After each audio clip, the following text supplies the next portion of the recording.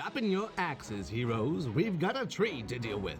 Welcome back to part 2 of the Elune Truth Saga. Last episode, in part 1, we took a look at the cosmos through the eyes of Elune, unmasking the Earth Mother of legend as the mother of world souls, with Azeroth as the champion of her balance.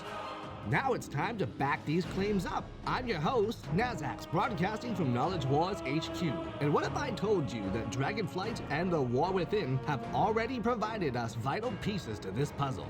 Today's report: Elun'Ahir and Khaz Algar, Legacy of Elune, Decay, and the Fungi Friends of Elun'Ahir?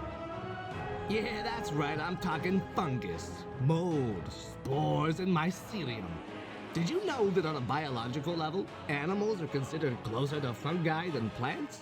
You and a mushroom breathe the same air, taking in oxygen to vitalize your body. And using their vast mycelium networks underneath the ground, many fungi live in symbiosis with the root systems of trees. The web-like system of mycelial threads weaves and connects the different plants and trees, facilitating a better flow for nutrients and resources, known as mycorrhiza. It's a pretty sweet deal for both the trees and fungus, occurring virtually anywhere in the world that plants can grow. In fact, the largest known organism in the world is a mycelial network of the honey fungus, covering over 2,200 acres of forested Oregon, and is estimated to be thousands of years old. So why would the wildlife of the world of Warcraft be any different? Up until Dragonflight and the War Within, we had rarely seen references to mycelium pop up, but that's all about to change, as Zeralek Cavern finally introduced a quest named Mycelium Mastery, and the subterranean world of Khaz Algar is teeming with fungal wildlife, with one of the first delves of 11.0 being named Mycomancer Cavern. We've seen lots of mushrooms, spores, and fungal creatures throughout the game's history, from Draenor to Maldraxxus and a few places in between.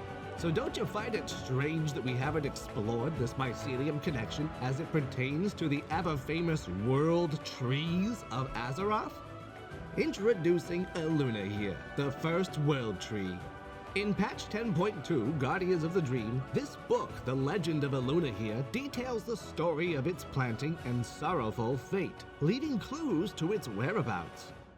Seeking to bring hope and healing, Elun'Ahir carried a gift given to her by Elune, a branch of G'Hanir, the Mother World Tree, believing that its influence would drive away the darkness.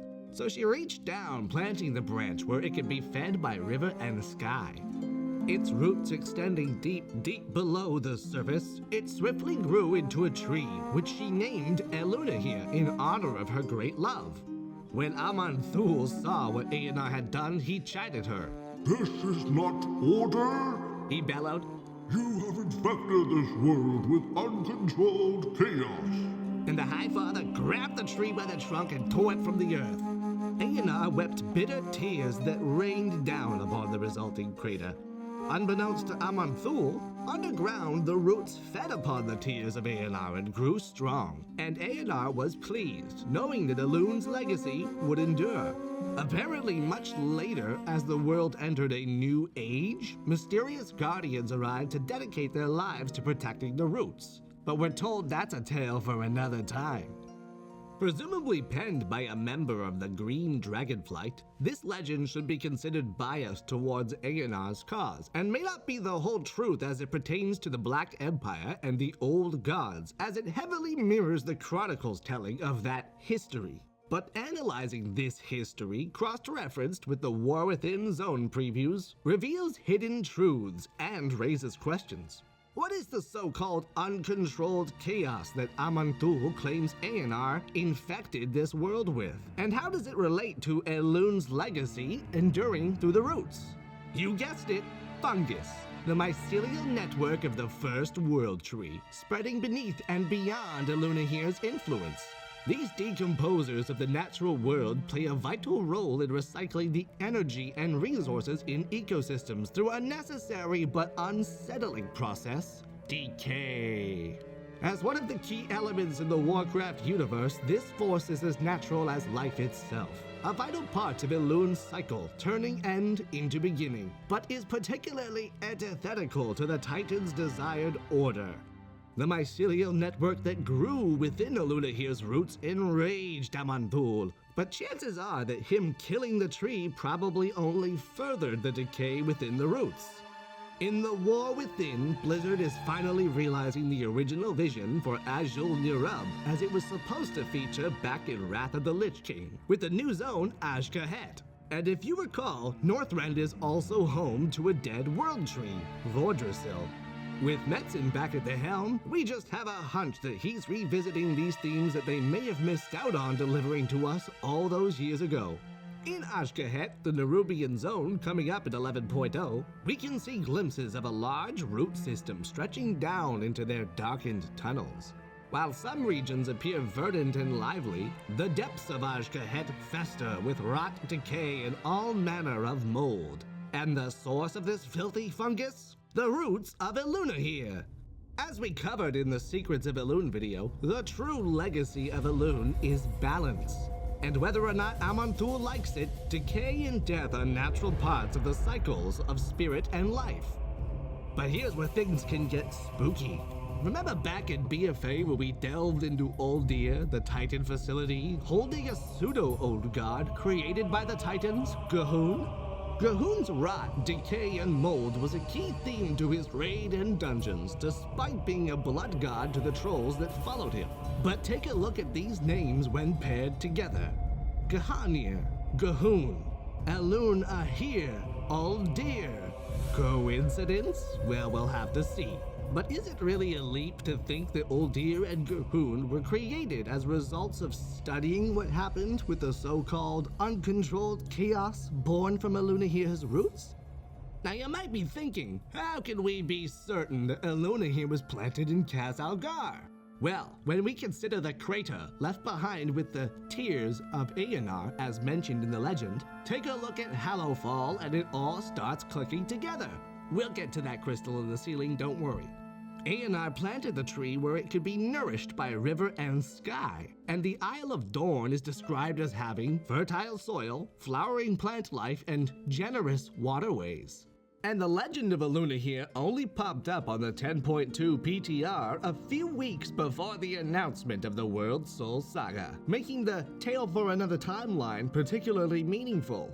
From the perspective of a green dragon, the Earthen who were fashioned by Khaz'Goroth and his keepers would indeed seem like mysterious guardians who later came to protect the roots, as Earthen are suggested to have been deployed on a number of worlds in classic Alderman. It just so happens that the Earthen of Khaz Algar are a unique circumstance, and their peculiar behavior is documented in the revamped Alderman. For Season of Discovery players, I'd recommend searching Alderman for these, quote, records related to geological anomalies in Season 2. So what's this got to do with Elun'Ahir? Watcher Millennia asks, is this distinctiveness due to the exposure to the unique qualities of the anomaly, or is there another reason? Well, it's probably fair to assume that the anomaly is the Merodar crystal in Hallowfall, but I propose that there is indeed another reason for the Earthen's free will and blooming individuality in Khaz Algar. Introducing Fuzan the First, a great tree planted by Freya to populate Azeroth during the ordering of the young world. Yep, Elun'Ahir may be the coolest new claim to the title of First World Tree, but back in Legion, the monk artifact for Brewmasters is a walking stick crafted by Freya from a branch of Fuzan. Could there be a correlation between Elun'Ahir and Fuzan the First? The great tree was said to have been planted near the Vale of Eternal Blossoms and grew both in the Emerald Dream as well as Azeroth, much like we've seen from Yggdrasil. Legend holds that all of Pandaria's forests blossomed from this first tree. Well, wouldn't you know it, Khaz Algar and the Isle of Dorn are located off the western coast of Pandaria, and the Earthen who live on the surface are all about brewing, harvesting a molten honey from the hives of giant fiery bees and using it to create Cinder-Brew mead. You know what else lives in hives?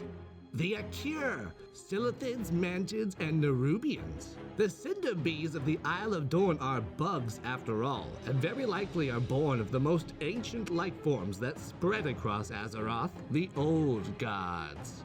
And we all know that bees make honey by harvesting pollen from flowers. In this case, flowers growing on the sacred grounds of the First World Tree. Don't you see it? The Titan-forged dwarves are drinking the Elun'Ahir-fueled Old God juice that makes them less adherent to the edicts of the Titans. Hello, people, wake up! It's the friggin' bees! So, if Khaz Algar is established as home to the roots of Elun'Ahir, we ought to be asking the question, what exactly was the darkness that Eonar was attempting to drive away from this spot? Geographically speaking, it could very well just be either Cthulhu or Yasaraj's corruption. Or you might think the void energy from the crystal in Hallowfall. But we know that that crystal only recently began to go into a darkened state. Given that it's jammed in the ceiling of the cavern, and pairing the timeline with the Legend of Elun'Ahir, it's safe to say that the crystal probably did not arrive until after the Titans had reshaped the surrounding surface, covering the crater left behind by Aman-Thul. Which raises another question. What was the Mereldar crystal aimed at, and why did it arrive when it did? Is there something inside of it? Well, here's the stinger. Elun'Ahir and the Mereldar crystal in Hallowfall were both meant to cleanse something darker below Khaz Algar. Two different means to the same end.